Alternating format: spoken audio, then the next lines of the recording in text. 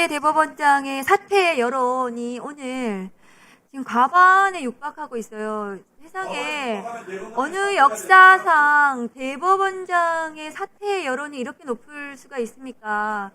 국민들은 사법부에 대한 불신이 지금 극도에 이르러 있는 겁니다.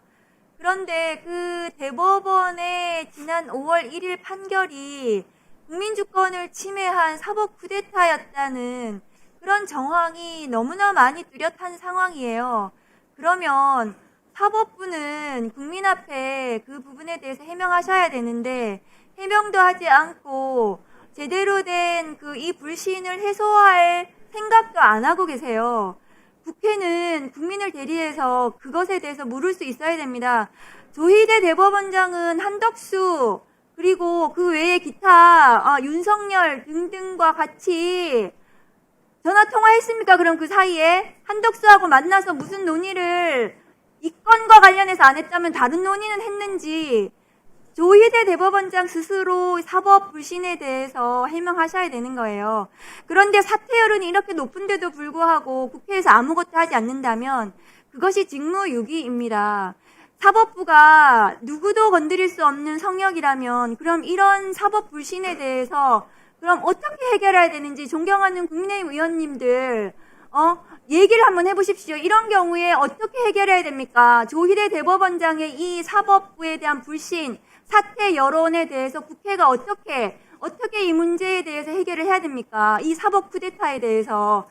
국민이 쿠데타로 인해서 국민 주권이 침해됐는데 국회가 아무런 일을 하지 않습니까? 저는 그것에 대한 의혹을 정당하게 제기하신 동료 국회의원들을 향해서 이런 식의 공격 아닌 공격을 하시는 국민의힘 의원님들에게 너무나 유감입니다. 그래서 이런 긴급 현안 청문회 말고 9월 31일 날 조희대 대법원장에 대한 청문회에 적극적으로 임하셔서 그럼 조희대 대법원장이 무고하면 그때 밝히시면 될 거 아니에요. 그때 제대로 준비하셔가지고 오셔서 밝히시라. 그렇게 생각하고 이 청문회는 저는 이루어져서는 안 된다고 생각합니다. 이런 동료 의원에 대한 이런 말도 안 되는 공격에 대해서 부끄러워하셔야 된다. 물론 정치 공세를 하시는 건 좋지만 그럼 국민의힘 의원들은 어떤 의혹도 제기 안 하십니까? 국회의원 되셔가지고 공익신고 대상자이세요. 공익신고를 하면 그거에 대해서 의혹을 제기해야 되는 거예요. 의혹도 제기 못하면 국회의원들이 말도 못합니까? 수사기관도 아닌데 조희대 대법원장 그러면 통화 내용 내놓으세요.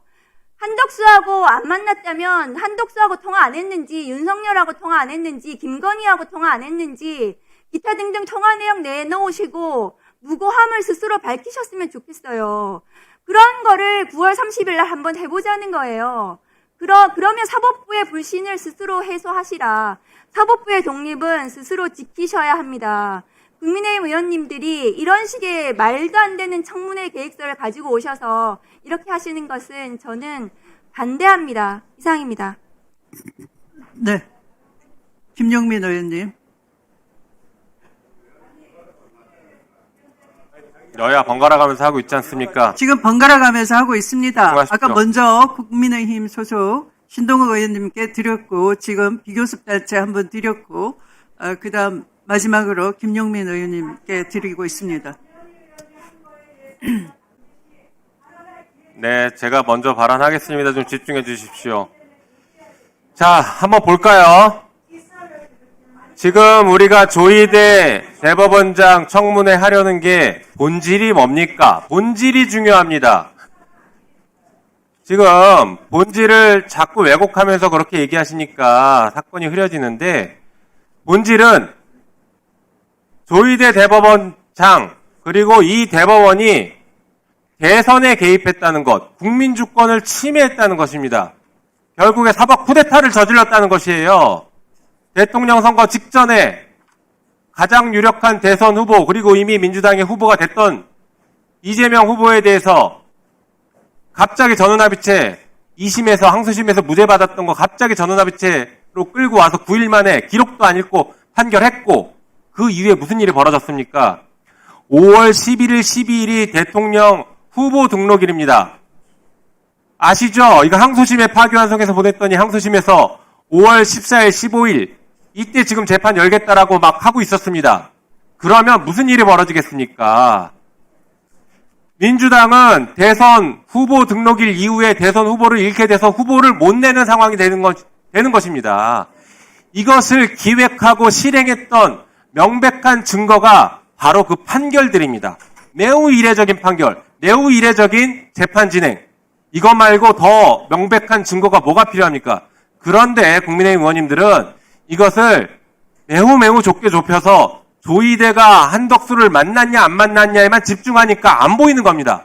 본질은 조이대와 한덕수가 만났냐가 아니라 왜 조이대 대법원이 이렇게 대선에 개입해서 이런 이상한 판결을 했느냐, 왜 함부로 국민주권을 침해했느냐, 이것이 본질입니다. 그리고 조이대 대법원장과 한덕수가 만났는지 안 만났는지 그렇게 궁금하시면 그게 마치 사안의 본질이라고 착각하고 계신다면 그러면 9월 30일 청문회, 이때 청문회 있으니까 그때 물어보십시오. 대법원장이 불출석할 거라고 지금 말씀하시는데요. 만약에 조이대 대법원장이 불출석하고 판사들이 불출석한다라고 하면 이 판사들은 앞으로 재판할 때 증인을 부르지 마십시오. 증인들에게 불출석했다라고 불이익 주면 안 됩니다. 국회도 국회법에 따라서 그리고 헌법에 따라서 증인을 부를 수가 있고 그 증인으로 채택된 대법원장과 판사들은 증인으로 나와야 될 의무가 있습니다. 법원에서 재판할 때 증인을 부르는 것은 헌법상 근거가 있는 것이 아니라 국회법, 아니 법원조직법 그리고 형사소송법, 민사소송법에 따른 법률에 따른 권한을 가지고 부르는 것입니다. 그러니 앞으로 재판할 때 증인 안 부르고 싶으면 이 국회에도 나오지 마십시오.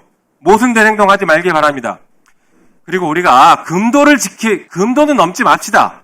아무리 정치를 한다고 해도 이게 뭡니까? 동료 의원 이름 집어넣고 청문회 하겠다라고 하는데 진짜 중요한 게 뭡니까? 사실은 만약에 이렇게 동료 의원 이름 집어넣고 청문회 할 거면 저는 내란 청산 청문회부터 해야 된다고 생각합니다. 내란 청산 청문회 하면서 추경호, 나경원, 조배숙, 김기현, 이철규, 장동혁, 윤상현, 권성동, 주진우, 신동욱 이런 사람들 증인을 불러서 이 청문회 먼저 동의하시면 제가 그때 가서 잠깐은 고민해 보겠습니다. 이런 말도 안 되는 청문회 주장하지 말고 내란 청산부터 협조하기 바랍니다. 이상입니다.